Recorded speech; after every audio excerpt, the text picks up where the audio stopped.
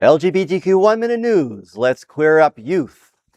Study affirming teachers boost trans youth grades and classroom safety. A joint national study released by GLSEN and the Trevor Project reveals that supportive, affirming teachers serve as a primary factor driving academic success and physical safety for transgender and non-binary students. Analyzing responses from nearly 2,000 transgender middle and high school students across the country, researchers found that simple proactive measures, such as using correct names and pronouns, incorporating inclusive learning materials, and supporting student-led clubs, directly correlate with higher GPAs and lower absenteeism. The findings contrast with data showing that over half of trans students face hostile or discriminatory school policies, with many facing harassment or forced exclusion from school facilities. Researchers emphasize that genuine safety requires active teacher affirmation rather than passive neutrality, urging school administrators to prioritize educator support to improve youth mental health and academic retention. Oh, I have to say, I can really respond. As my end of my career before I retired recently was in the high school, and in my county, it's sort of a red county in Florida, on the beginning of my second or third year that I was there, a parent came to the parent meeting and said, I have a transgender student or child that was going to be in my class. And they were moving from Ohio.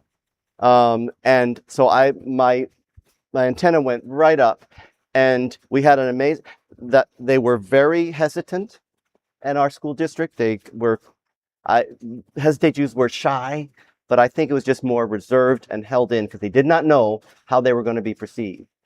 And within a month or two, their mom calls me up and says, you know what?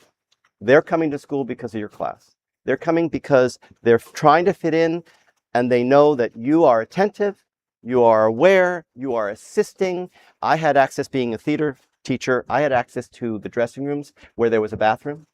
So I said, hey, you need to come to the bathroom, you tell me, and I'll make you accessible to this space that isn't normally accessible to the kids. Although it could be, if a kid was sick, I took him to the nearest bathroom, and that was this particular bathroom. So it changed everything about their time there. And I was so pleased. I mean, I didn't feel like I was doing anything special. I was just doing the right thing. Mm-hmm. And so this story, I'm glad it happened to fall in my lap, because this was really personal to me, that this experience happened. Thank you for sharing that story with us, Bill. That's so important. And you did do something incredible, not just, that kid graduated and was had friends and had a structure and was just on top of the world. Right? Kindness has consequences, right? And that right there are the consequences to it.